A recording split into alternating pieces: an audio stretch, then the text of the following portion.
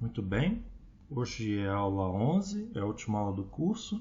A gente vai fazer mais um pedaço do capítulo 4.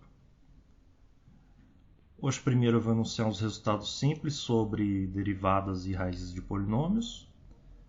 Depois a gente vai falar de reduzibilidade de polinômios e do lema de Gauss. Depois a gente vai fazer uma técnica para testar se um polinômio é irredutível, chamada redução módulo P. E por último, vou falar para terminar mais algumas propriedades que passam ou que não passam de um domínio para o anel de polinômios sobre esse domínio. Primeiro, um lembrete. A gente definiu muitos conceitos da última vez, eu vou usar alguns aqui novamente. Então, aqui tem um lembrete do que é um elemento primo, do que é um elemento irredutível. Lembrando que todo primo é irredutível. E quando o domínio é fatorial, todo irredutível é primo. E hoje todos os domínios vão ser fatoriais, então hoje todo primo vai ser irredutível e vice-versa. Então podem pensar isso aqui como sendo a mesma coisa. Nos domínios que a gente vai lidar hoje vai ser a mesma coisa. E lembra que a gente definiu vários tipos diferentes de domínios da outra vez. Hoje o que a gente vai usar mais vai ser o domínio fatorial. E ele vai funcionar melhor para o que a gente quer fazer. Mais um lembrete, o que é a multiplicidade de um primo em um elemento? É a potência na qual ele aparece na escrita, na fatoração única desse elemento. A gente definiu esse conceito da última vez. E novamente eu vou usar bastante domínios fatoriais. E nos domínios fatoriais esse conceito faz sentido, irredutível é a mesma coisa que primo. Então a gente está num contexto razoavelmente simples para lidar com isso aqui. Muito bem, primeiro eu vou definir o que é a derivada, talvez a gente já definiu, mas vamos definir novamente. Se eu tenho um anel, um domínio R, eu pego um polinômio sobre R, né? Então um elemento de R de T, eu defino a derivada desse polinômio usando a regra do tombo lá de cálculo 1. A derivada de ANTN mais a zero é n vezes ANTN-1 mais n-1 AN-1TN-2, etc. até mais a 1. Aqui não tem, como eu já tinha dito antes, não tem nenhum processo de limite envolvido, não tem nenhuma análise, nenhuma topologia. É uma construção totalmente formal e essa construção é geral, né? Eu só preciso de domínio, eu não preciso que seja fatorial. Existem propriedades da derivada, né, que vocês já estão acostumados aí no cálculo 1, desde o cálculo 1 do primeiro curso da faculdade, que é a derivada, um escalar vezes um polinômio, a derivada disso é o escalar vezes a derivada do polinômio, a derivada da soma é a soma das derivadas. Para a derivada do produto, você faz o primeiro vezes a derivada do segundo, mais a derivada do primeiro vezes o segundo, a regra de Leibniz. E como consequência, a derivada de h elevado a m é m, h elevado a m menos 1, derivada de h. Todas essas coisas podem ser provadas diretamente aqui da definição de derivada de um polinômio. Fica aí de exercício para vocês treinarem essas demonstrações. Agora, num domínio, se a gente começa com R, um domínio fatorial, e um polinômio f com uma raiz alfa em R, você mostra que a multiplicidade de alfa em f, a multiplicidade de alfa como raiz de f é maior que 1 se somente se a derivada de f em alfa é zero. Isso aqui é a mesma coisa do cálculo 1, só que você prova usando essas definições aqui. Aqui, esse conceito de multiplicidade é multiplicidade de alfa como raiz de f. Isso aqui significa a maior potência de t menos alfa que divide f, né? No sentido aqui de multiplicidade desse slide anterior. Então esse aqui é o conceito de multiplicidade para a gente. Isso aqui fica como exercício para vocês fazerem ou ver a demonstração do livro. Não tem nada complicado aqui. Muito bem, agora na segunda parte a gente vai lidar com irreduzibilidade de polinômios. A primeira coisa que eu vou definir é o conteúdo de um polinômio. O conteúdo de um polinômio é o MDC dos seus coeficientes. Então, um polinômio AN/TN mais A0 tem como conteúdo o MDC de A0 até AN. Isso é um elemento de R. Eu vou fazer essas coisas aqui tudo em um domínio fatorial. Lembra que o domínio fatorial é um domínio de MDC. A gente viu isso da última vez. Então, faz sentido eu falar de MDC. Tanto MDC quanto MMC. E eu vou falar que o polinômio é primitivo quando o conteúdo dele é 1. Isso significa que os elementos A0 a N de R são relativamente primos, ou primos entre si. No domínio fatorial, a gente pode usar essa linguagem de relativamente primo, primo entre si, MDC, tudo funciona muito bem. Aqui eu tenho um exemplo de um polinômio sobre os inteiros, 2t ao cubo mais 10t quadrado menos 6t mais 8. O conteúdo dele é 2, porque o MDC dos seus coeficientes aqui dos monômios é 2. E se eu fatorar o 2, fizer 2 vezes um outro polinômio, esse outro polinômio vai ser primitivo. O polinômio t ao cubo mais 5t quadrado menos 3t mais 4 é primitivo. O MDC dos coeficientes é 1. E a gente completa a definição dizendo que o polinômio nulo não é primitivo. Ele vai decorrer aqui da definição se você olhar com cuidado, mas de qualquer modo o polinômio nulo não é primitivo, porque o conteúdo dele vai ser 0. Ok, então esse aqui que é polinômio primitivo, conteúdo, etc. Primeiro, antes de provar o resultado mais importante, tem um lema aqui mais simples. Aqui eu tenho R, um domínio fatorial, e K, o seu corpo de frações. Essa aqui é uma construção que a gente fez há umas 2 ou 3 aulas atrás. A gente começou com o domínio e fez um corpo a partir dele com as frações. A gente chama isso do corpo de frações de R. Eu vou usar essa construção aqui repetidas vezes. Então, vocês podem dar uma revisada. A gente vai usar isso aqui repetidas vezes. Supõe que o f é um polinômio sobre K, sobre o corpo de frações, um polinômio não nulo. A afirmação é que existe um elemento do R tal que o AF está em R e ele é primitivo.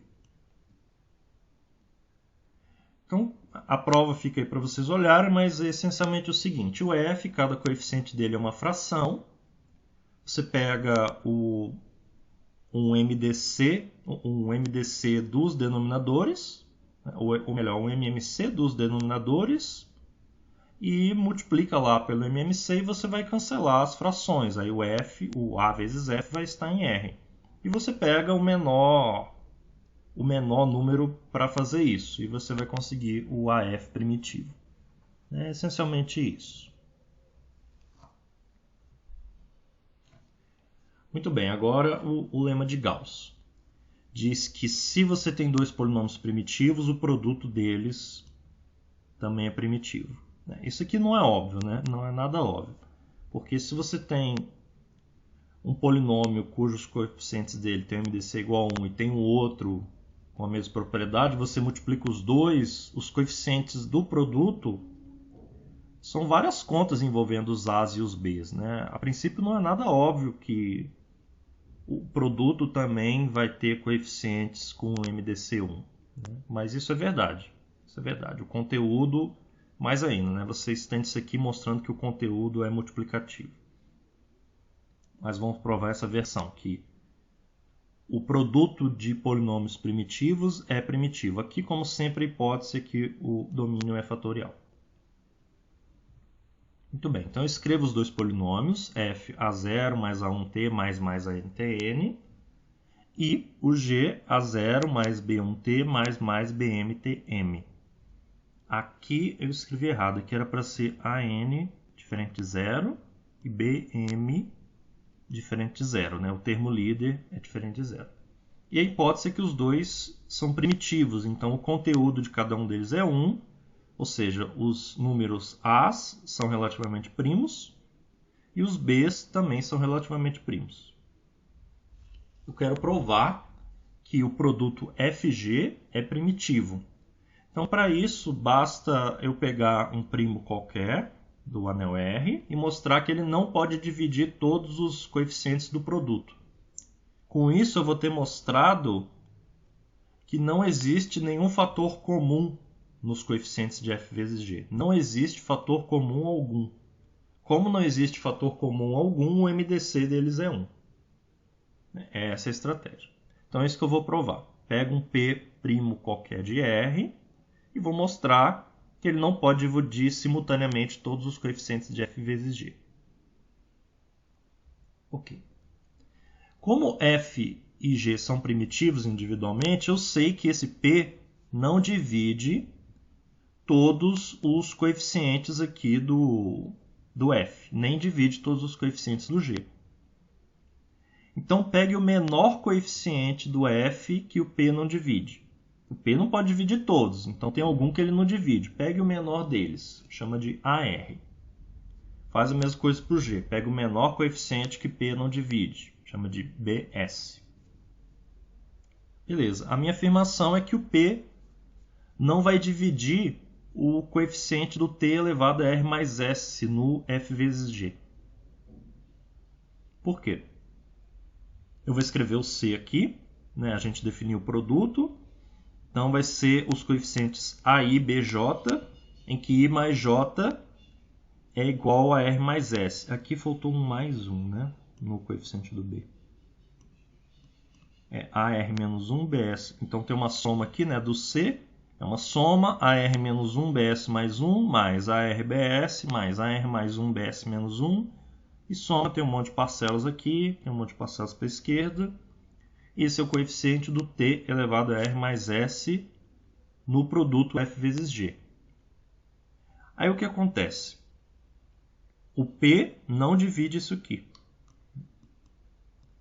P não divide isso aqui. Não divide a R vezes BS, porque o P não divide a R e o P não divide BS. E o P é primo, então ele não divide o produto. Agora, o R é o menor índice tal que P não divide a R. Então, o P divide a R menos 1, o P divide a R menos 2, o P divide a 0, etc. Então, o P divide esse pedaço da esquerda todo. O P divide isso aqui. Porque o P divide a R menos 1, divide a R menos 2, divide a 0. E, do mesmo modo, o P divide BS menos 1, BS menos 2 até o B0. Então, o P divide esse pedaço da direita. Ele divide o BS menos 1, divide o BS menos 2, divide até o B0. Então, eu tenho uma soma na qual P divide uma parcela, divide a outra, mas não divide a do meio. Então, o P não divide a soma completamente. O P não pode dividir isso aqui. O P não divide essa soma. Então, eu acabei de provar que o P não divide algum dos coeficientes do produto, que é o que eu queria. Isso termina aqui a demonstração do lema de Gauss.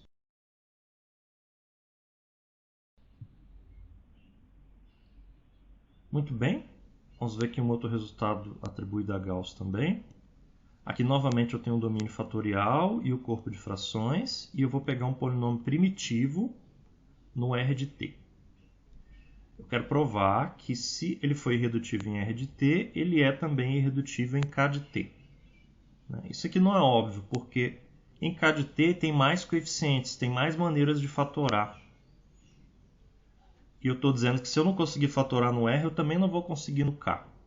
O que é óbvio é a volta, porque se ele foi irredutível no K, onde eu tenho mais maneiras de fatorar, com certeza ele é irredutível no R, onde eu tenho menos maneiras de fatorar. Aqui, no caso, por exemplo, quando o R for os inteiros, isso aqui vai dizer que se ele foi irredutível sobre os inteiros, ele é irredutível sobre os racionais. Muito bem. Como é que a gente faz a prova? Vou fazer a contrapositiva. Vou assumir que ele é redutível sobre K de t e vou mostrar que ele é redutível sobre R de t. Então, assumindo que ele é redutível sobre K de t, quer dizer que tem dois polinômios, g e h, em K de t, tais que f é igual a gh. Ok. Agora eu uso o lema 1, que eu escrevi antes, para encontrar elementos a e b em R, tais que ag e BH estão em R de T e são primitivos. Né? Eu estou usando o lema 1 aqui, este lema. Lembra que um polinômio no corpo de frações eu posso multiplicar por alguém para que o produto esteja em R de T e seja primitivo. É o que eu usei ali para o G e para o H. Agora o G1 e o H1 são primitivos. Né? Eu vou usar essa escrita aqui. Então eu vou escrever o F como G1 vezes sobre A vezes H1 sobre A. E aí daí eu tenho uma escrita em R. Né? Essa escrita da esquerda é uma escrita em K, no corpo de frações. Mas esta escrita da direita é uma escrita em R, porque o A e o B estão em R, o F está em R de T, e o G1 e o H1 estão em R de T. Então, esta é uma fatoração em R de T. Não é uma fatoração do F ainda, mas é uma escrita, uma equação em R de T. Agora, pelo lema de Gauss que a gente acabou de provar, esse lado da direita é primitivo, porque o G1 e o H1 são primitivos. Então, o lado da esquerda também é, né? Eles são iguais. Então, ABF é primitivo. E o F é primitivo, por hipótese. Então, ABF é primitivo e F também. Então, o AB tem que ser um invertível. Ele não pode ter um fator. Ele não pode ter um fator irredutível, um fator primo. Ele tem que ser invertível. Porque não é zero, né? Nada aqui é zero. Então, o AB é invertível. Como AB é invertível, eu posso escrever o AB como um elemento de R. Então, eu posso usar essa escrita de cima, digamos assim, multiplicar e dividir por B aqui no G1 e multiplicar e dividir por A no H1 aqui. Então, vou ter essa escrita aqui do F e vamos analisar essa escrita. O B é um elemento de R, o G1 é um elemento de R, o AB inverso é um elemento de R, né? Porque o AB é invertível em R. Então, essa conta toda aqui é um elemento de R, é um polinômio de R, de T. Essa conta da direita é do mesmo jeito, é um elemento de R de T. Né? Esse dividido por AB, ou dividido por AB aqui, é uma escrita diferente para AB a menos 1. Né? Como a gente está num domínio, ele é comutativo, eu posso cometer esse abuso de notação aí, sem problema. Então eu tenho uma escrita do F como produto de dois polinômios em R de T. Isso é uma fatoração do F sobre R de T. Então eu comecei supondo que o F era redutível sobre K de T e mostrei que ele era redutível sobre R de T. Isso é a prova do teorema, né? A prova pela contrapositiva.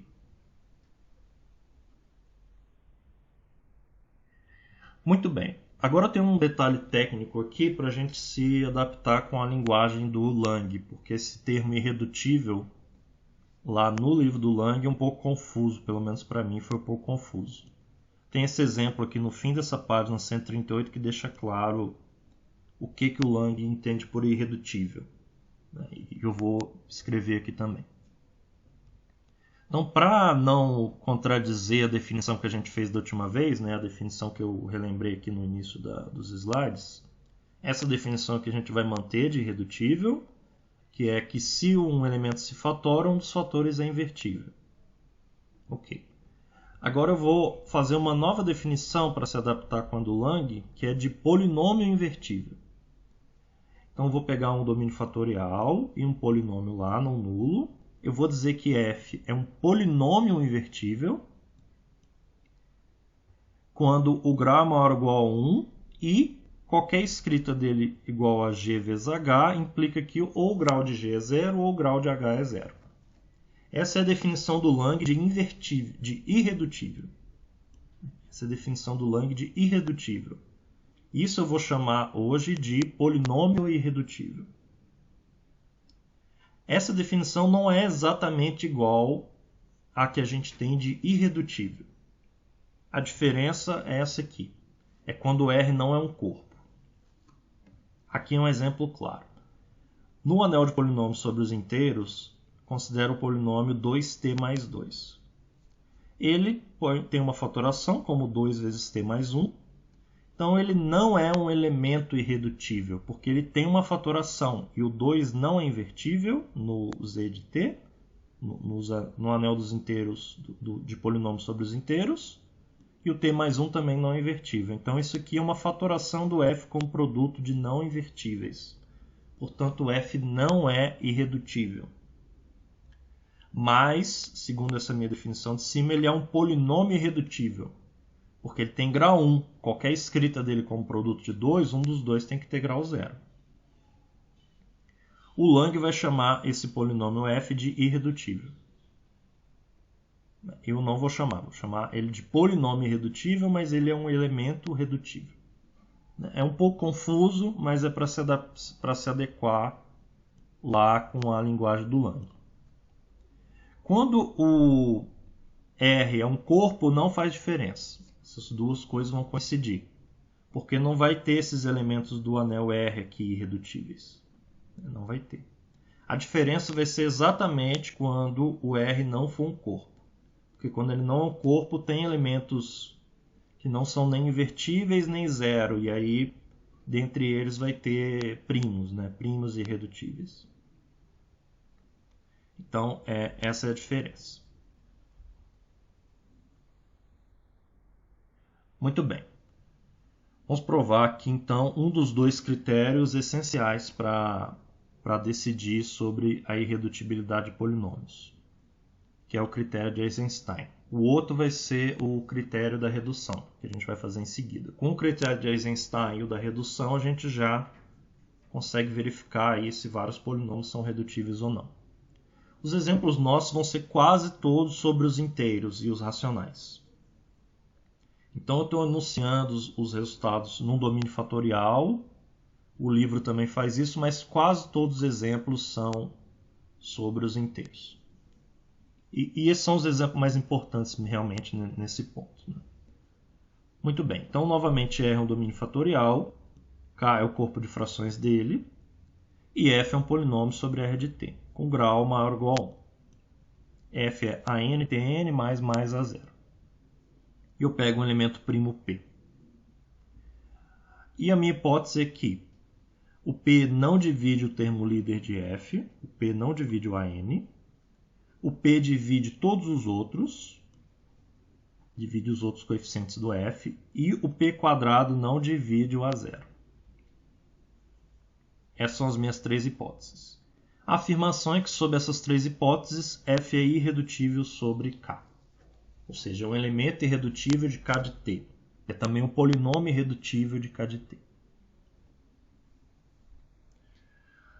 Muito bem. Tenho aqui um exemplo simples, né? Pega esse polinômio, t² menos 2, ele vai ser irredutível sobre os racionais, com o critério de Eisenstein com o 2, porque o 2 não divide o termo líder, que é 1, o coeficiente líder. O 2 divide os outros coeficientes, que são 0 e menos 2. E o 4 não divide o último termo, que é o menos 2. Então, esse polinômio é irredutível sobre os racionais. Aqui o t elevado a n menos 2, qualquer n vai funcionar. Né? T elevado a n menos 2 é um polinômio irredutível sobre os racionais. Muito bem, vamos fazer a prova. A prova tem uma estratégia bem particular aqui. É um pouco parecido com o que a gente já usou, né? Mas é bem peculiar. Então, eu quero provar que o polinômio é redutível sobre K de T. Aqui, mas eu já tenho aqui o lema de Gauss, né? O teorema de Gauss, que diz que se ele for irredutível sobre R de T, então ele é irredutível sobre K de T. Então eu vou provar que ele é irredutível sobre R de T. Isso vai bastar. Então, vou supor que o F tem uma fatoração sobre R de T, né? Eu estou provando que ele é um polinômio irredutível. Então, suponha que ele tem uma fatoração como produto de dois polinômios em R de T. Agora, o que acontece? O A0, o termo constante, ele é divisível por P, mas não por P², né? Isso é a junção dessas duas hipóteses aqui. Ele é divisível por P, mas não por P². Então, o B0, C0 é divisível por P, mas não por P quadrado. Então, o P divide um deles e não divide o outro. Vou assumir que o P divide o C, mas não o B. Divide o C0, mas não o B0. Ok, então temos isso. Agora, o termo líder AN não é divisível por P. Então, o P não divide nem o BD, nem o CM. Nem o termo líder do G, nem o termo líder do H. Mas eu só vou precisar, no meu argumento, que ele não divida o CM. Então, eu tenho um primo P que divide o C0, mas não divide o CM. Então, ele divide o primeiro coeficiente do H, mas não o último. Então, existe um menor inteiro aqui onde ele para de dividir os coeficientes. Existe um menor lugar onde ele para de dividir os coeficientes. Vou chamar de C0 esse lugar. De CR, desculpa. CR vai ser o primeiro coeficiente do H, para o qual o P não divide ele. Então, o P divide os outros, mas não ele. Ele é menor do que N, né? Porque o menor é igual a N, né? Não, ele tem que ser menor que N, porque o B e o D são maiores ou iguais a 1, né? Porque o grau dos dois polinômios é maior ou igual a 1. E D mais M, vamos escrever aqui. D mais M é igual a N, né? A soma dos graus de G e H tem que ser igual ao grau do F. Então, isso aqui vai, e os dois sendo maior ou igual a 1, vai implicar que o M é menor do que o N.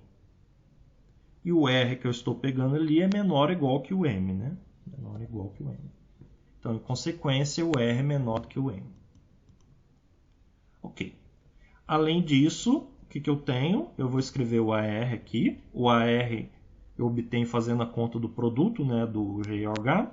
Então, ele é A0 BR mais A1 CR-1 mais BR C0. E aí vamos novamente analisar quais elementos daqui o P divide e quais o P não divide. O P ele vai dividir esse primeiro. O P divide esse cara.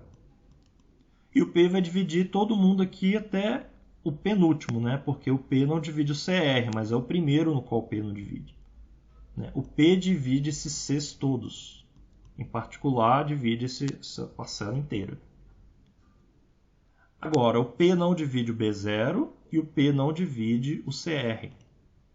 Então, o P não divide esse pedaço. Como o P divide uma parcela da soma, mas não a outra, então o P não divide essa soma. Isso vai ser uma contradição com uma das hipóteses. A segunda hipótese diz que o P divide todos os coeficientes menos o coeficiente líder. Em particular, ele divide o AR, que eu estou fazendo a conta, né? E R é menor que N. Então, o P tem que dividir o AR, mas eu acabei de provar que não divide. Uma contradição. Essa contradição veio do fato de eu supor que o F tem uma fatoração como produto de dois polinômios de grau maior ou igual a 1. Isso aqui termina a prova do critério de Eisenstein. Muito bem.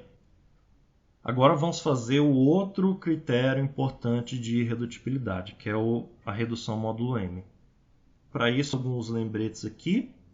Primeiro é que se você tem um elemento primo num domínio fatorial, tem um elemento não nulo num domínio fatorial, então ele é primo se somente se o ideal gerado por ele é primo. Segundo, a gente provou que um ideal é primo se somente se o quociente do domínio por esse ideal, o quociente do domínio por esse ideal é um domínio, e um ideal é maximal se somente se o quociente é um corpo. Isso aqui era para um anel em geral, né? Isso aqui era para um anel. Mas, tudo bem. E, segundo uma observação do que a gente acabou de fazer, é que se eu tenho um polinômio sobre um corpo, e ele tem grau 1, ele é irredutível. E os de grau 1 sempre são irredutíveis, né? Aqui nem precisava de um corpo. Mas se o f tem grau 2 e 3, ele vai ser irredutível se somente se ele não tem raízes. Porque se ele tem uma raiz, é claro que ele não é irredutível, né? Porque ele fatora por t menos a raiz. E se ele é redutível, quer dizer que ele tem um fator de grau 1.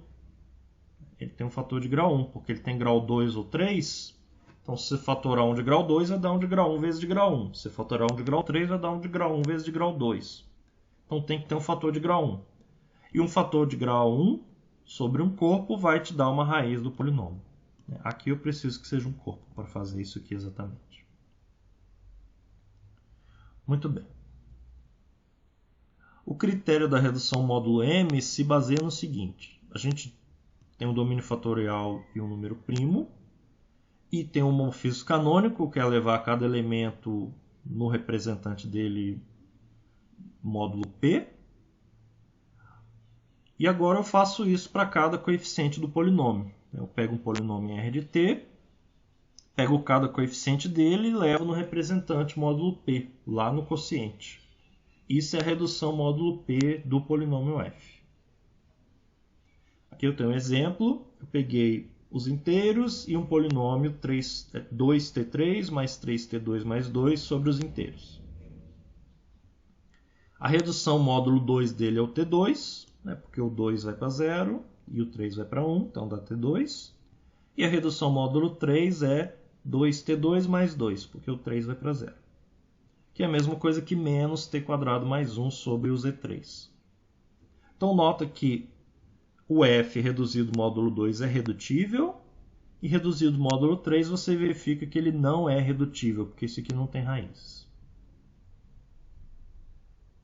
Muito bem. Agora vamos ver a QT3, né? QT3. Muito bem, a gente vai usar esse tipo de coisa aqui. Muito bem, esse aqui é o critério da redução. Novamente a gente tem um domínio fatorial, R, o elemento primo P e um polinômio primitivo do R, com a hipótese adicional de que o coeficiente líder AN do F não é divisível por P. Eu quero isso para que a redução módulo P do F não tenha um grau menor do que F, né? F não seja descaracterizado pela redução, digamos assim. E o teorema é que se a redução foi irredutível, então o próprio F já é irredutível. E aí a estratégia é você achar um primo P que vai fazer isso acontecer. Porque como a gente viu antes, para alguns primos P, a redução vai ser um polinômio redutível. Você quer um primo P para que a redução seja irredutível. Se você achar um, basta. Vou fazer aqui um exemplo. Eu tenho o polinômio t ao cubo menos 4t menos 7 sobre os inteiros. E eu considero a redução módulo 2. Vai dar o polinômio t ao cubo menos t menos 1. Quando você faz isso aqui, módulo 2, e calcula no 0, vai dar menos 1. Calculado no 1, vai dar menos 1. Então esse polinômio não tem raízes no Z2. Como ele não tem raízes no Z2, ele é irredutível no Z2, porque ele tem grau 3. Então o polinômio h é irredutível, a redução h do f é irredutível. Então pelo teorema da redução, o f é irredutível nos inteiros. E pelo teorema 3 que a gente viu lá atrás, o teorema de Gauss, o f é irredutível também nos racionais. Então isso aqui dá para a gente um critério para verificar se um polinômio é irredutível. Vamos ver aqui a demonstração. Na demonstração, a gente começa com a hipótese de que f se fatora, né? Então, novamente, eu vou provar pela contrapositiva. Vou assumir que f se fatora em R de t e vou provar que a redução se fatora também. Vou assumir que o f se fatora em R de t, então tem uma escrita de f igual a gh, com g e h polinômios. G tem coeficientes b e h tem coeficientes c. O P não divide o coeficiente líder do F, então não pode dividir os coeficientes líderes BR e CS do G e do H. Então eu posso fazer a redução módulo P do F, do G e do H. Eu vou continuar tendo uma escrita, F barra igual a G barra vezes H barra. E isso vai ser uma fatoração do F barra, porque o grau do G barra é igual ao grau do G, uma vez que o P não divide o BR. E o grau do H barra é igual ao grau do H, uma vez que o P não divide o CS, termo líder do H. Então, de fato, esses polinômios G barra e H barra têm grau maior ou igual a 1. Então, eles dão uma decomposição polinomial do F barra. Então, eu provei que o F é redutível, a redução do F é redutível também. Então, eu assumi que o F era redutível e mostrei que a redução dele era redutível. E isso é exatamente a demonstração do teorema que a gente quer.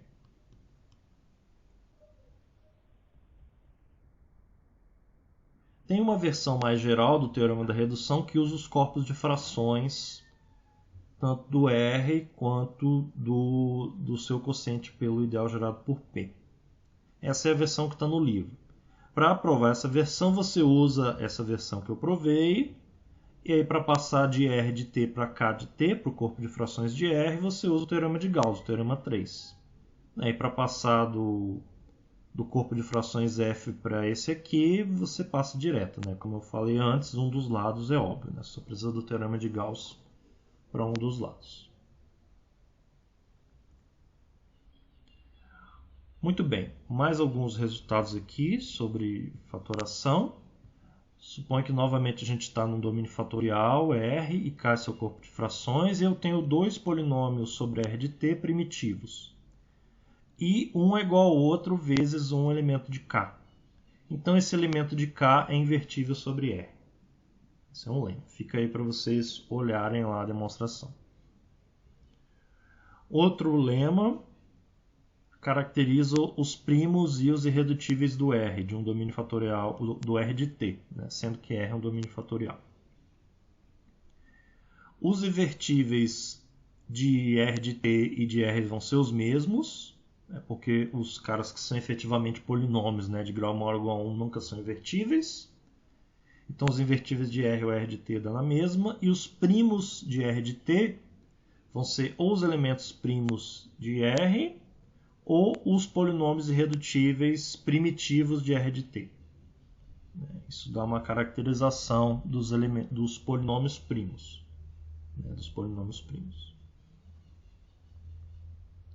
E agora eu vou provar que se o R é fatorial, então R de T é fatorial. Esse teorema 6 diz que a propriedade de ser fatorial é carregada para o anel de polinômios. E justifica a maioria dos resultados que eu fiz aqui. Porque em todos eles eu assumi que o domínio era fatorial.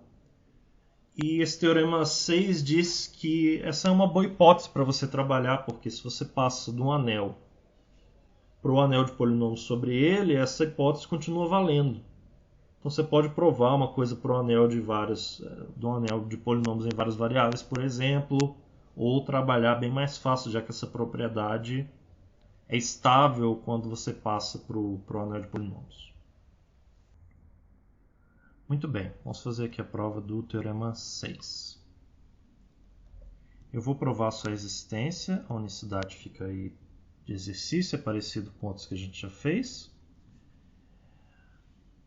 Eu vou provar que todo polinômio sobre R de T tem uma fatoração.